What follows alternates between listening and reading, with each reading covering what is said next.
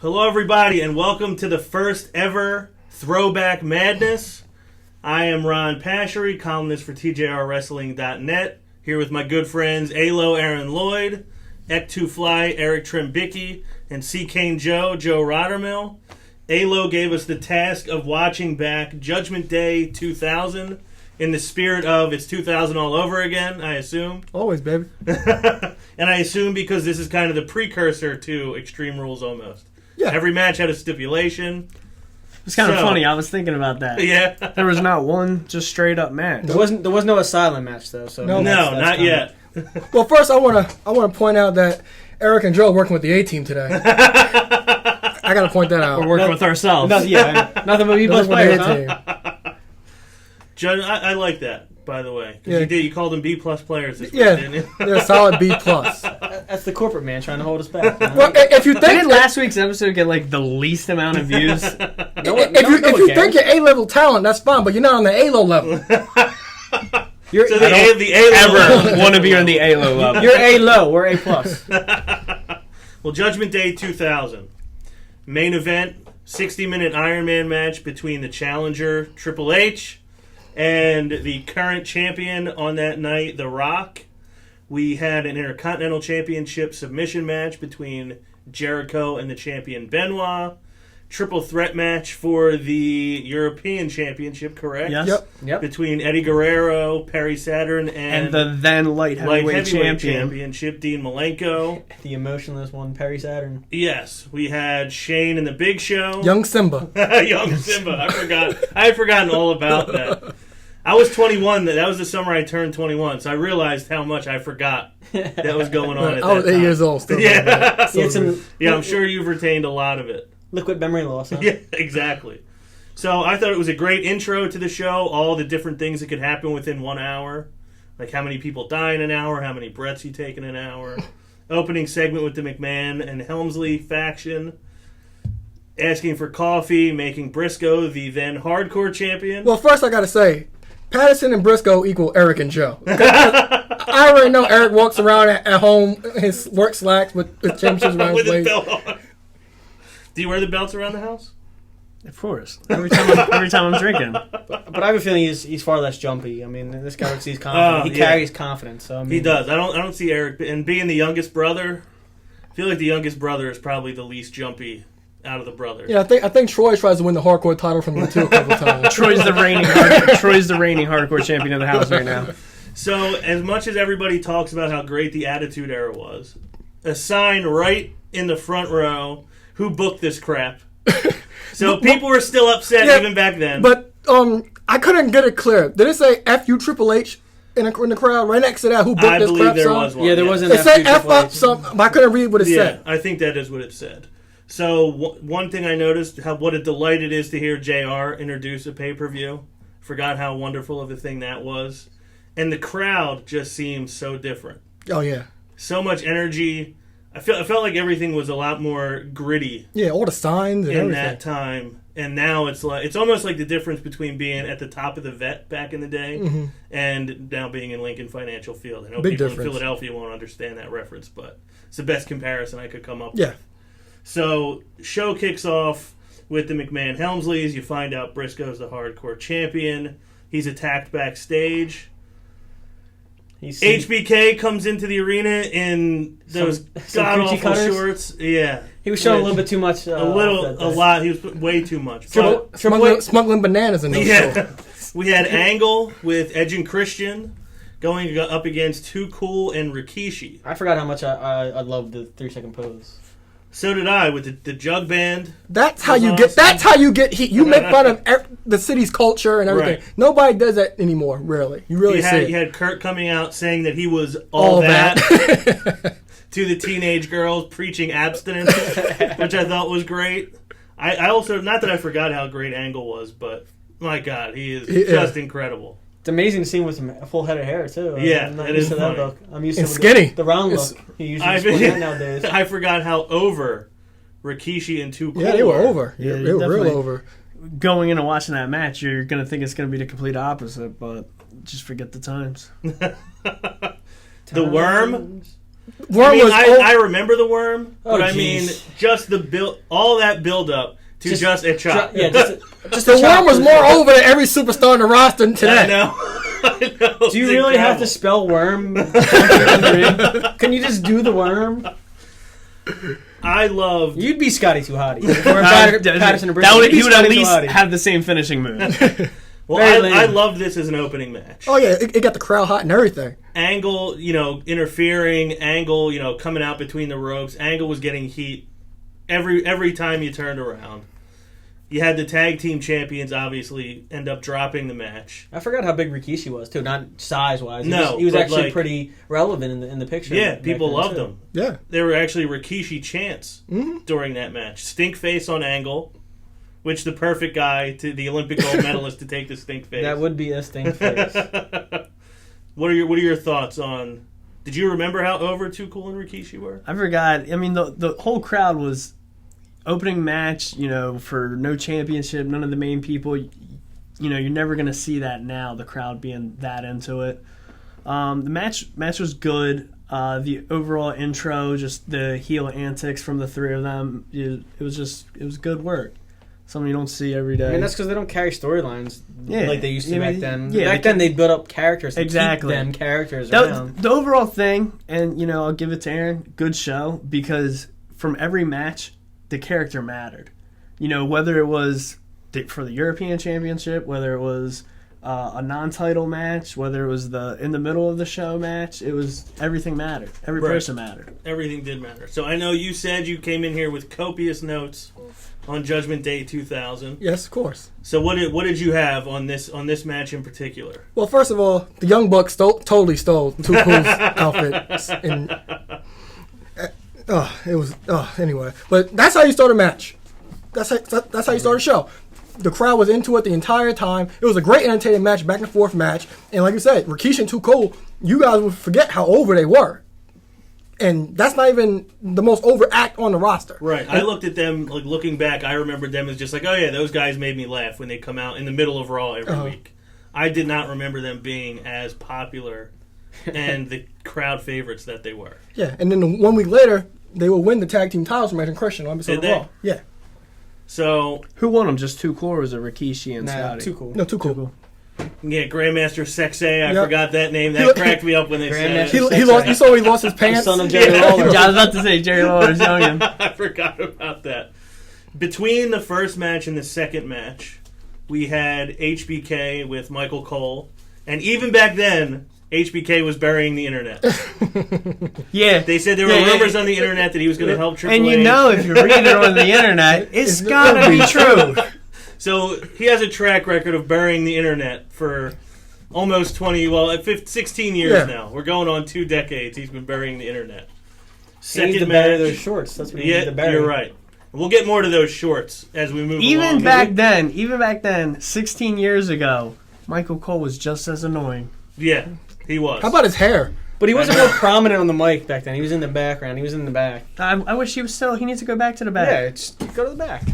Yeah, so second match. But then you'd eliminate KO's girl, Renee Young. And yeah, she doesn't need to be eliminated. She's one of the better interviewers and commentators that they have. Yeah, just give me Moro. So prior to the second match, we had the Love Machine. Is that what it is? Eddie's car? I think so. Yeah, the Love Machine. The Love Machine. Mamacita. Mamacita looks so fine, mama. He pulls up with Mamacita, gives her the roses, which I think everybody watching, even back then, probably knew those roses were going to play a part in the finish of the match. That very realistic-looking lead pipe. Eddie Guerrero, Dean Malenko, Perry Saturn, 3 incredible in-ring performers. I thought put on a great match, arguably the match of that show. What do you have written down for this match? Well, this story was based around China had helped Eddie Guerrero win the European title the night after WrestleMania from Chris Jericho. So the story was basically how China was trying to break up the Radicals, and then they had the story about Perry Saturn was the only one that hadn't won a singles title yet because Benoit was IC champion, Malenko was a 2-time light heavyweight champion, and Eddie was the European champion. So they played that story. When you see these 3 names on a card, you would think this would be a great match. But I thought it was a good match, but it was a little sloppy in my opinion. Dean Malenko, I think he did a tadpole splash. He should have never even attempted. Yeah, I don't know if he knew what he wanted to do. If he wanted to do frog splash, Perry did a great. I'll call it a 1-star frog splash. Yeah, Perry Saturn did a great frog. Perry Saturn did a great frog splash in this match. He did. Yeah, He did. And someone on commentary even said something about it.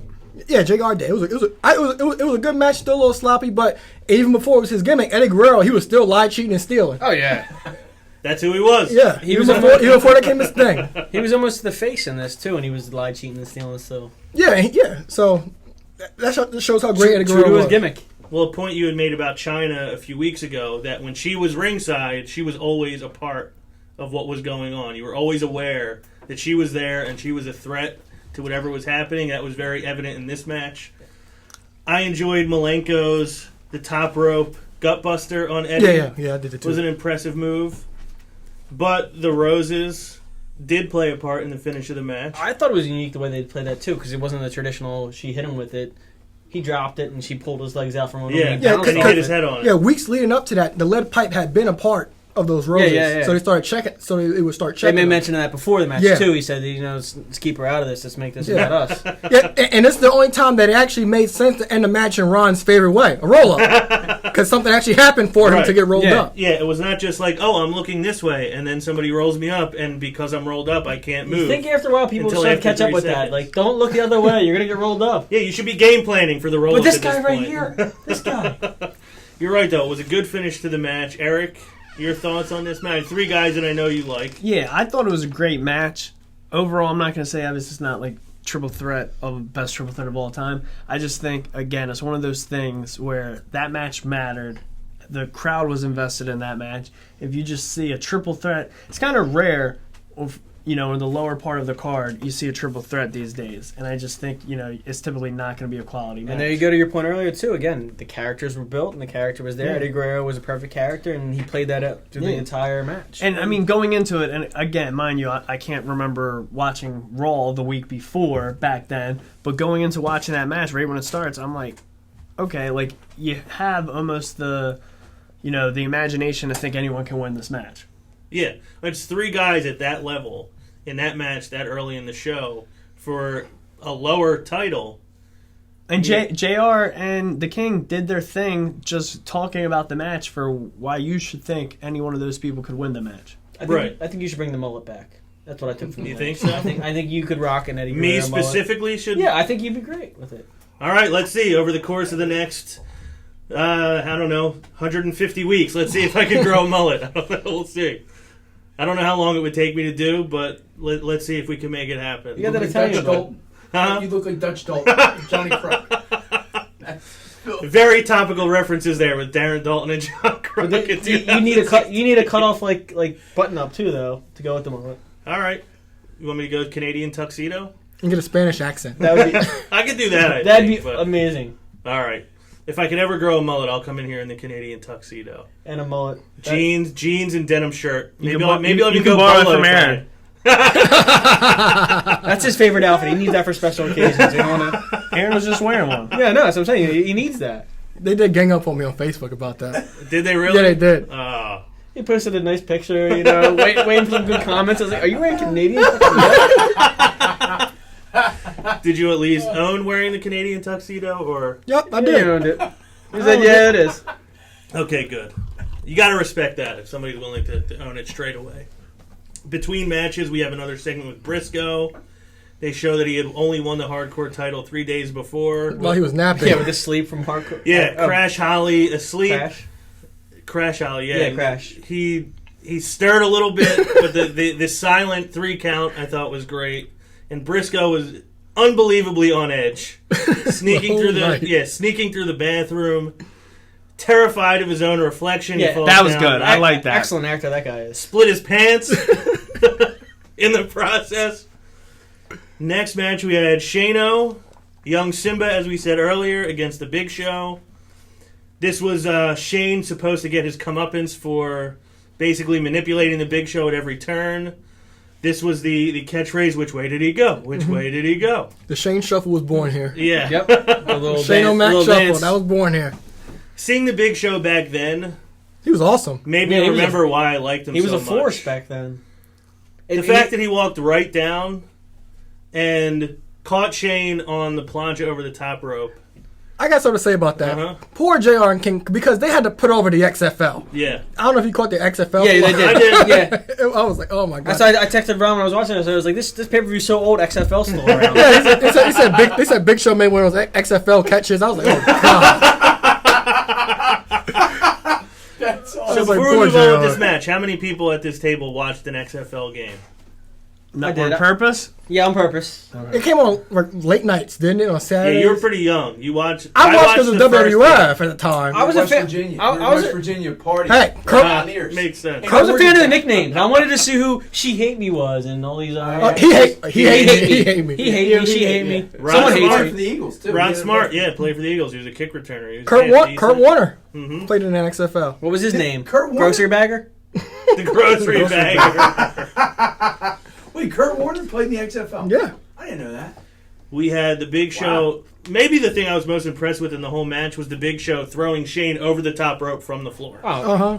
I mean, they made him a force in this match. He essentially wrestled all the 30 in this match. He was wrestling 12 people, not just Shane. How about when he threw Trish on the TNA? Yeah, that was I awesome. was like, wow. Well, we she had was- Boss Man come out, Bull Buchanan. Test and Albert come out, Trish come out, Bull Buchanan come out, and then Shane himself was in the match. How long was Bull Buchanan with the company at that point?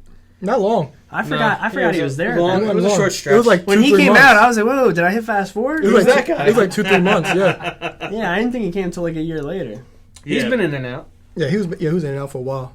You had Shane bumping all over the place, as Shane does. You had Shane getting thrown into the The structure. stage. Structure. See, I don't know if anyone else knows this. Me and Ron were talking about it earlier. I was hoping But you at would the one bring this up. point, Big Show walks over and he tears the structure down, and he feigns like Oh, it's yeah. heavy. He like barely gets it up, and it's thrown in at Shane. Next thing you know, Bull Buchanan comes over and just Oh lifts it right up. yeah. So the part that was crazy about that commentary even sold how heavy it was. Yeah, and then then he that comes came over and about, like- and it was. And Shane dragged it, but there were times you could see Shane lifting it up, and you could tell it Yeah. weighed nothing. Okay, I get you're in the moment. You're trying to do what you can. But what's the point of putting that on a cart and then pushing it into it like it does any extra? Yeah, I guess it was just, hey, the commentary's going to say this thing's really heavy. King was so good in this match. He said he called Shane Young Simba. He's like, because after Big Show was beating him, he's like, Young Simba always beat Simba still beat Scar. A lot of Disney references I'm noticing the last couple weeks. You must have a Simba Disney still kick. came on top of Scar. Ursula from The Little Mermaid came up last week. Aladdin, came up. Now, Young Simba. yeah, The Lion King. I guess we got to make this a theme now, too, that some animated Disney movie from the 90s has We to got to get brought correlate. up on We the got to show. correlate a Disney movie with a wrestling match. Yeah, I was going to start naming some, but I don't want to use any up before next week's show.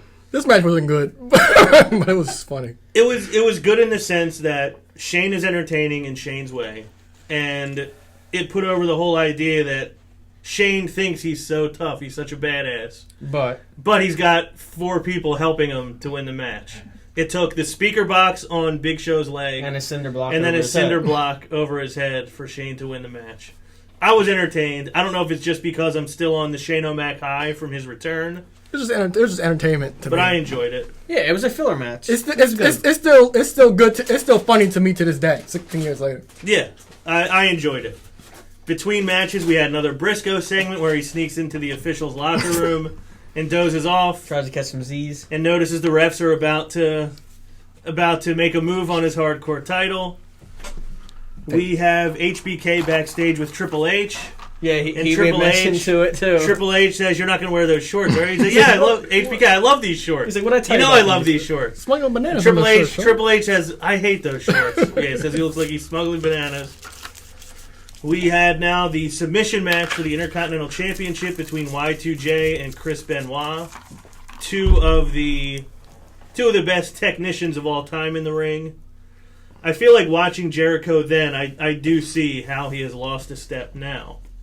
Oh yeah, no because doubt. he was incredible. Yeah. And he Back gained, then. and he I gained a would beer say gut. he's 16 years older. Well, that's what I mean. Yeah. He's still working very well right Yeah. now. But when you see him back then, Yeah. you're like, Oh, oh yeah. yeah, this is how good he was. Back when he had the long hair instead of the Michael Bolton haircut. Yeah, longer hair, longer pants. Smaller gut. I preferred both. Yeah, I preferred all three of those things. Jericho with longer hair, longer pants, and less stomach. No I agree. $15,000 jacket. Yeah. I remember. Yeah, no I remember when $50,000 my jacket. my several year of not watching, and I come back. I'm like, everybody got rid of pants, and everybody's in the trunks. I hate when he Yeah. changed the trunk. I was pissed. Yeah, I'm still not a fan. No. One of the things I noticed during this match actually was people in the seats that the hard camera's on keep looking over at the Titantron to see themselves. And I'm wondering, is this the point when fans started thinking, oh yeah, the show's about me? Because chance. now that is very much what people think Yeah. when they're in an arena. And I was like, maybe this is where it all started. This is the dawn of You're not watching the match. You're watching 10 yourself feet on in the front of you. Titantron. You're going, oh yeah, see, there I am again. It's the 75th time I've seen They myself. showed my on side. there. You see that side? I don't know what side.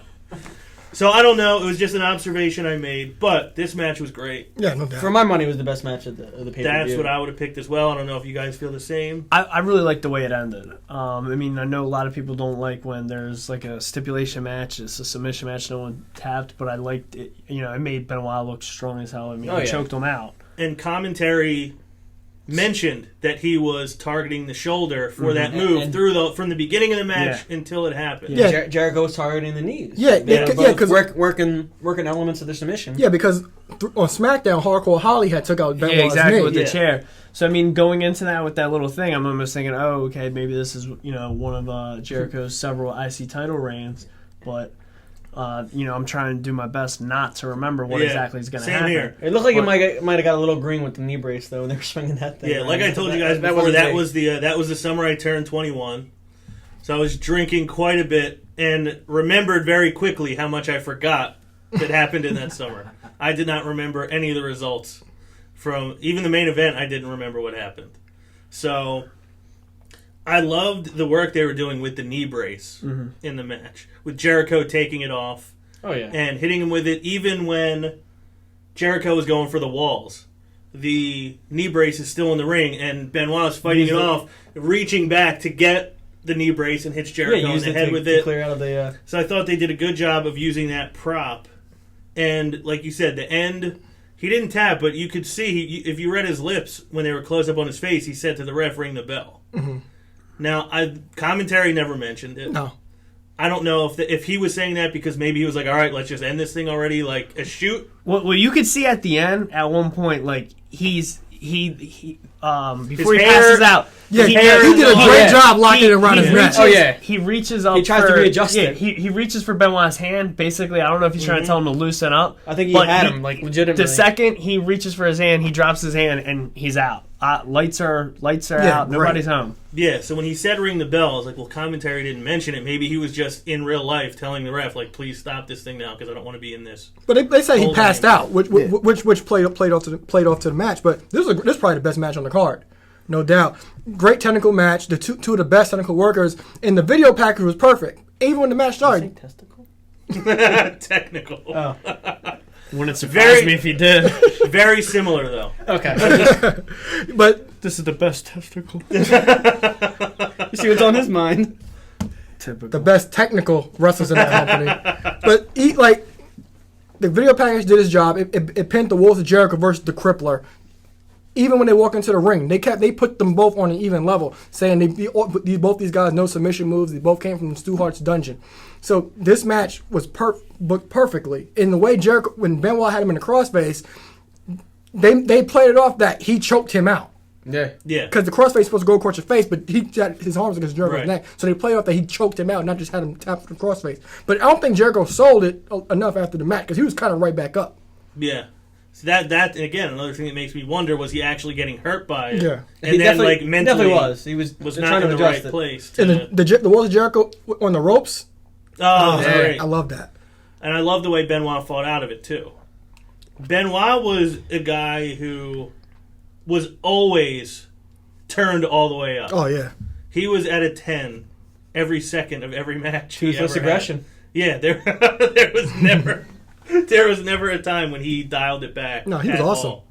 And to your point about it being the Walls of Jericho against the Crippler Crossface, probably the two most dominant finishing submissions at the time in WWF. Yeah, the video package, it showed everybody being put in Walls of Jericho and everybody against the Crippler.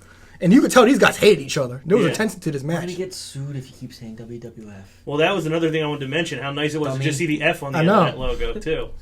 I miss those days. Sorry, World Wildlife Foundation. We mean no harm. Yeah, I just can't call it the WWE when it was still the WWE. Yeah, I can't bring myself to Something do about that. that. Maybe it's nostalgia. Maybe it's where I grew up. I want to call it WWF. Me too. I have to strain to say the E. Same here. In conversation, I have to force myself not to say the F. So Stone Cold doesn't care. no, he does not care. He doesn't care. Nor should he. I know. I don't care either. The WWE may not even be here still right now if it wasn't for Yeah. Stone Cold Steve Austin. So he's allowed to say whatever he wants as far as I'm concerned. But I thought this was the match of the night. You agree? Oh, definitely. It was a great technical match. I think it was it was definitely number one. So anything you want to add about this match? No, I love the ending.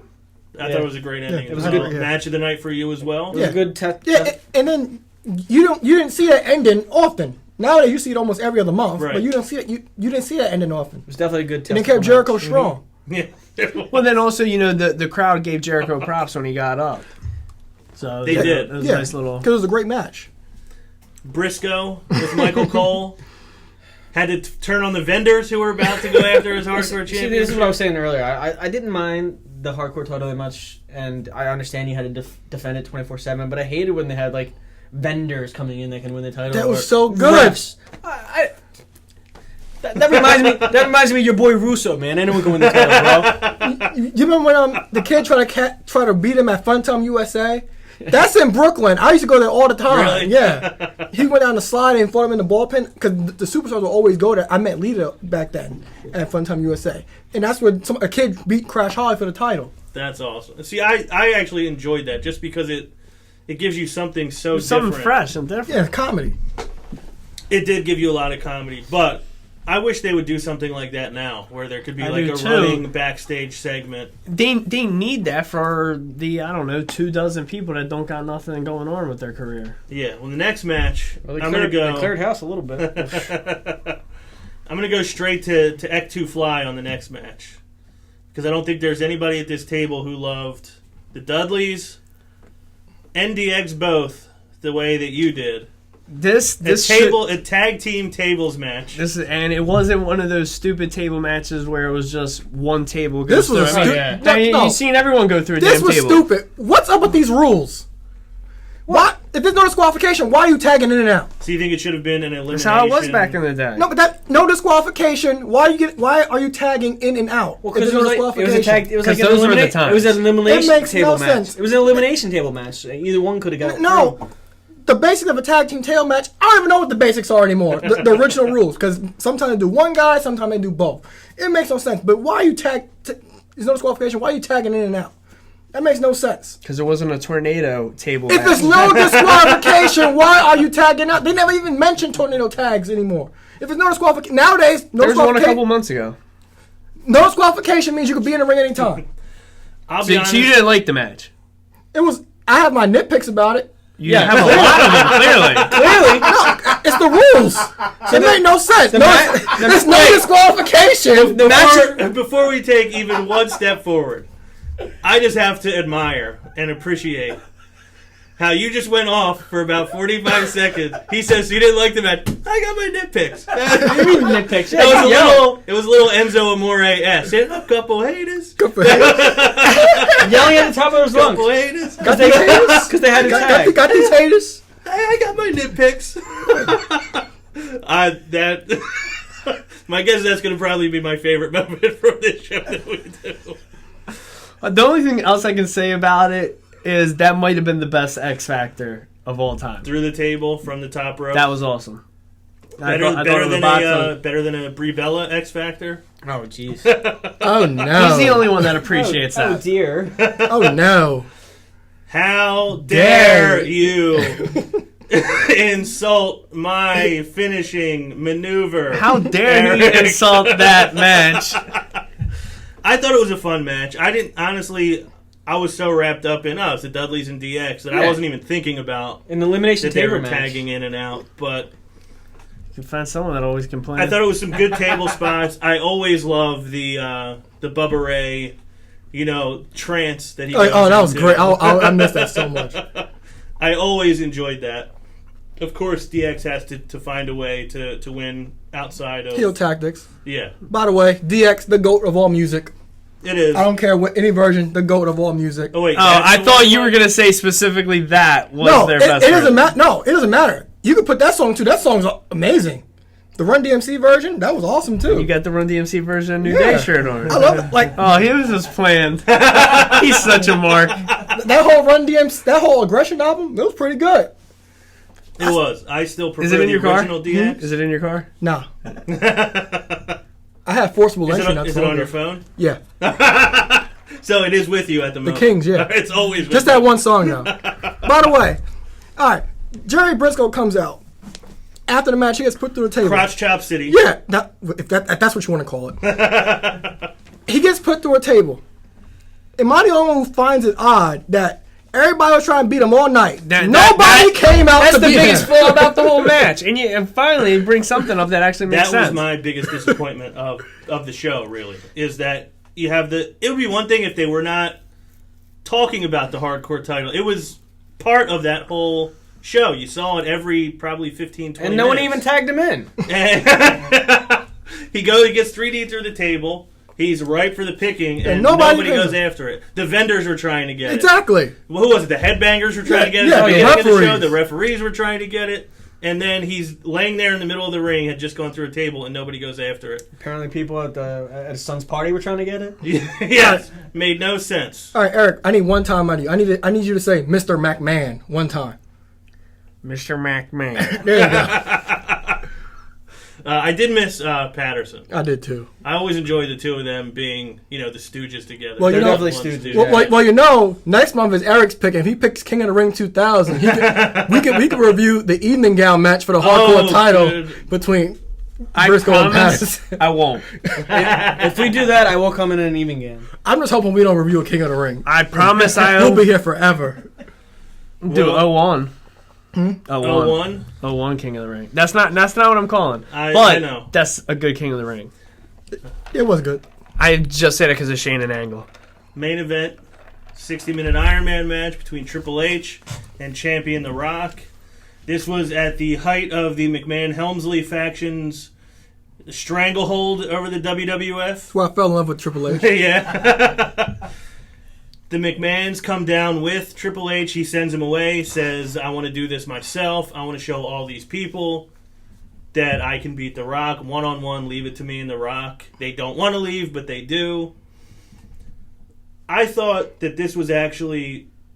Obviously, it was not going to be Brett and HBK Iron Man match. Very No. different type of match. Yeah. I'll debate with you about that. I think it was not that. But that match ended with one fall that came in overtime. Neither guy could get a fall. This match had 11 falls in 60 minutes. Oh, as it should. It had to be different. Well, that's what I mean. There's ways to do it different than the No, but than this the way but they this was did the it. second Iron Man match in history. So there's not much to go off of other than that one match. I give both guys a lot of credit for... The match was just as good in the last 5 minutes as it was in the first 5 minutes. I didn't think their fatigue or exhaustion showed too much. I even thought I've heard people say they don't want to see an Iron Man match have a lot of falls like that.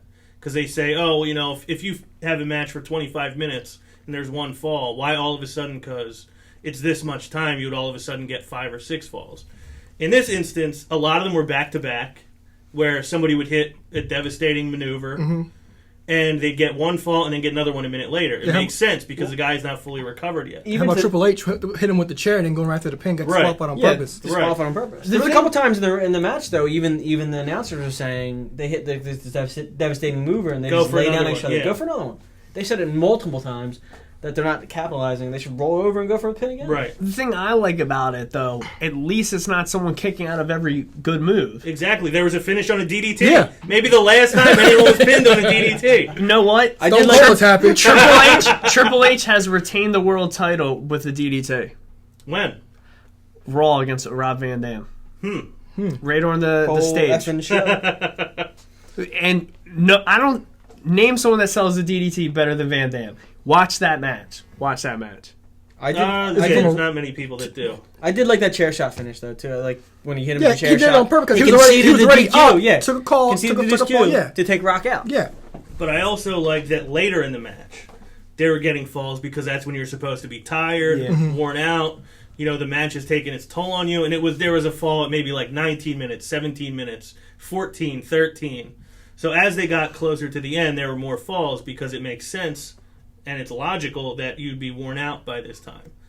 I thought HBK added a lot to this match. He was actually a legitimate referee. The He was winner not of the helping first anyone. Iron Man match. I mean, Yeah. there's so much that made sense there. There were points when he was cringing. Yeah. When The Rock was hitting Triple Yeah. H, he was cringing at the punches.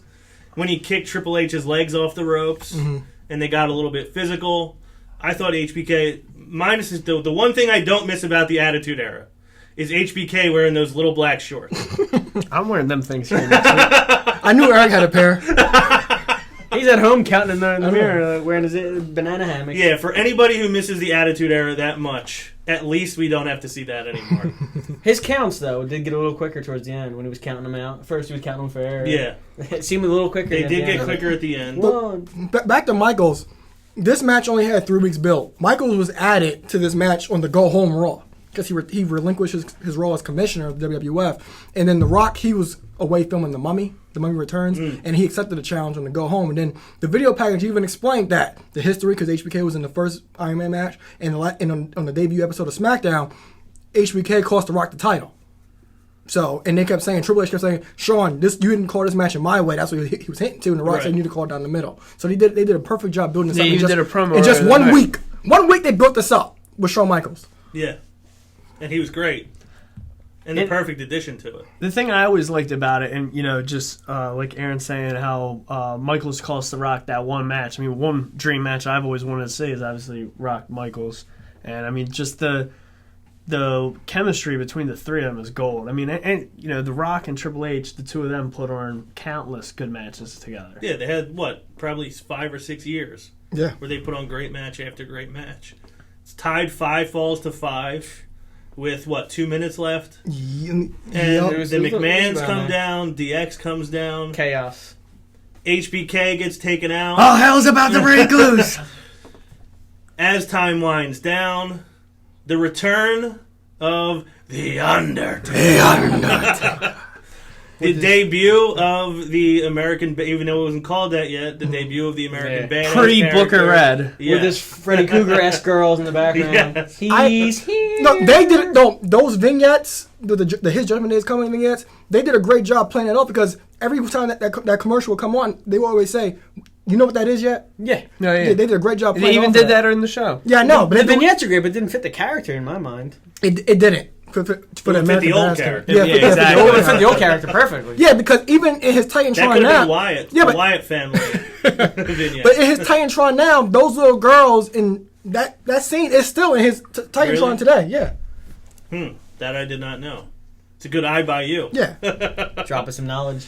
Typical. Undertaker comes Typical. out, cleans house, hits.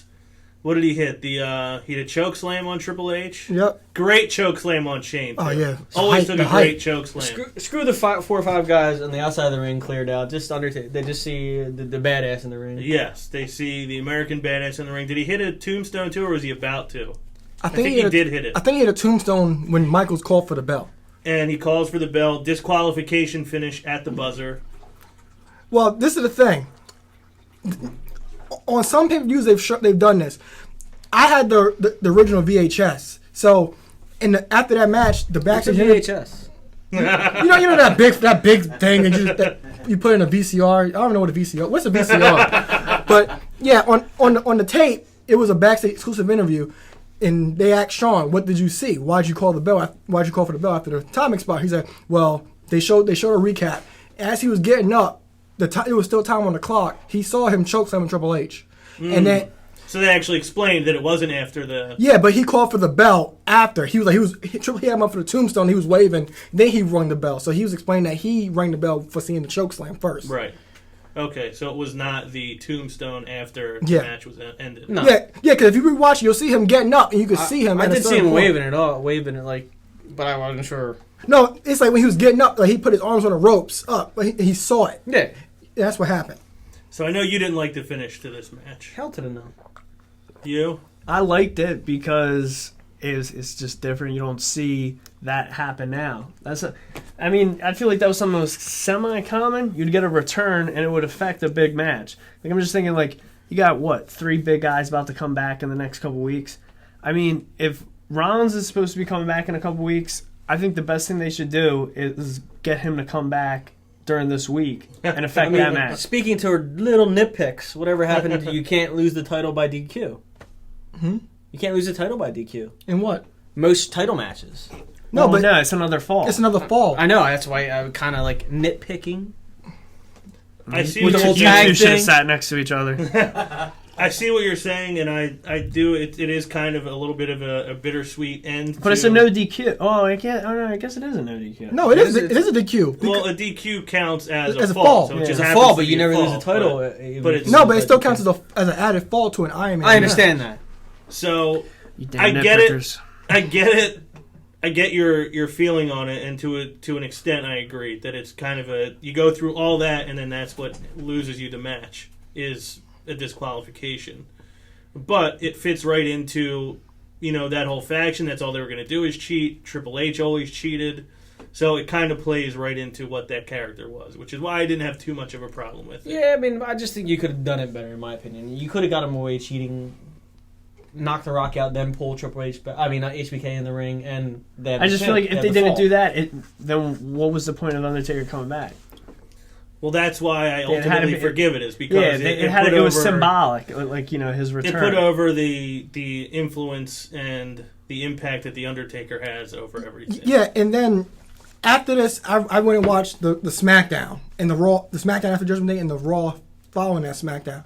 So Taker, he had walked out in the company in September, and then he came back, and Vince was saying, "Oh, you're not even an employee here." And then this was back when Linda was calling shots too, so she signed him to a new deal at that time. And then the following Monday on Raw, Kane came back.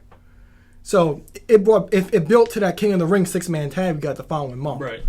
So ultimately, it was led to some continuity in their storytelling, is what you're saying, Yeah, but which often is lacking. yes, Very. not back then though. Yeah. Not back then. But back to your point, better Iron Man match, HBK and Shawn to this. HBK and Shawn, or HBK and Brett. Oh yeah, I say HBK and Shawn. Yeah. I would love to see that match. That'd be very unique. Okay, I think He could pull it off, though. Yeah, if anybody could. all right. You're gonna yell at me, but I think this was better. I'm not going to yell at you because, one, you were very young and impressionable when this came out. I know the affinity you have for I Triple H. love how professionally you just shot me down. I know the affinity you have No. for Triple H, No, it's not and even. it was very different. So it's not like they tried to do the same thing, and it's like, oh, they Yeah, fell short. because all right, They did a very all right. different 'Cause match. as you know, I have opinions about people and certain You have situations. opinions? Get the hell out of here. I'm not. I was not shooting you down though. If you've learned one thing about me on this show, is that I appreciate everyone's opinion on wrestling. And you look good with I- no opinion is right. I'm not. you look good in the mullet. You guys know Thank you. I'm not biased. If I don't like somebody, if they do something good, I'll give them their props. You will. Yes, except for you. But okay. So there were two different matches from two different time periods. HBK and Brett, that was their first time ever doing that. But if you watch that match, there's a lot of rest holds and a lot of rest spots in that match. there are. They don't really do anything until like the last 10 minutes There of was the a fair match. share of rest holds in this Iron Man match as well. Yeah, but the thing He was- looks past Shoulder. that. He No, looks past it. no, there were rest holds, but the thing was, they were still engaged in the match the whole time. Unlike Brett and Shawn were. If you watch Brett and Shawn, they don't really get into it until like the last 10, 15 minutes of the match. And this match was like they took rest holds. Of course, you'll never see a perfect 60-minute Iron Man match. Never. Just because of fatigue purposes. But there was more action in this match, I think, compared to HBK and Brett. Of course, there's more action. We saw a brawl at the end. Not even the brawl, just throughout the match. The pedigree spot on the table was Yeah. good. Both guys yeah. got color. I don't know if The Rock's was. Oh, The Rock eventually that was on. Yeah, he had color. I do like when they start hitting each other's finishing moves too, because it kind of like makes you feel good for me, man. I mean, watching this guy do a rock bottom and the other guy do a pedigree. Yeah, it's always good. It's like you have to go that extra step to try to take the guy out. The show ends with Vince helping with blood on his face. I guess it's Triple H's blood on his face. And drinks being thrown. Yeah. They were throwing it when Undertaker came out. Yeah. Yeah, people were throwing a lot of drink. HBK left, covering up. So that it was not quite as bad as the Montreal screw job. That's how you know that kayfabe was alive and well back then, baby. Yes, it was. Not like today. Yep. But I enjoyed this pay-per-view as a whole. We have a rating system that we are, I guess, going to unveil. A great pay-per-view is known as A showstopper. Ooh, I like it. a mediocre pay-per-view. Slobber. It's like okay. A good pay-per-view. It's a slobber knocker. And a bad pay-per-view would be a jobber. All right. So there could be levels of each. I would not give it. It was better than a slobber. I give it a high slobber knocker. So it's not quite up to the level of a showstopper, but it was a very good show.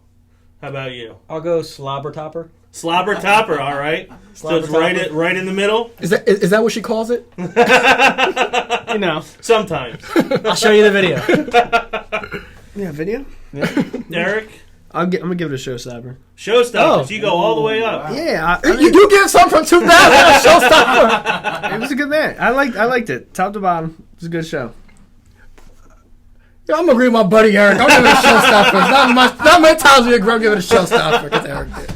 So I think if we have two showstoppers and then two that are right in the middle of a slobber knocker and a showstopper, I think law of averages make it a showstopper. Yeah. Showstopper it is. So Judgment Day 2000, a showstopper. Heard it here first. You did hear it there first. Well, We actually, I have heard Ron video evidence. So we all enjoyed it. It was a very good pay-per-view. Interesting main event. Interesting matches throughout. Like we said, a precursor to the current Extreme Rules with all the stipulations. And we got to see the beautiful European title. Beautiful European It was title. beautiful. A ton of talent on that card. Legends. Yes. So the next time we do this will be in June before Money in the Bank. So Eric will be tasked with picking a June pay-per-view for us to review on the next edition of Throwback Madness. He's deep in thought. Yeah. He wants to torture me so bad. I already picked it. I don't know what it is yet. I ain't gonna tell you till the night before. Well, anyone who hasn't watched Judgment Day 2000 since 2000 or maybe ever, check it out. You won't be disappointed. We recommend you watch it. Yes. And we will talk to you guys after. Do it. Just do it. After Extreme Tonight. Rules. Watch next it tonight. week. Watch Have it a tonight. good one. Watch it tonight.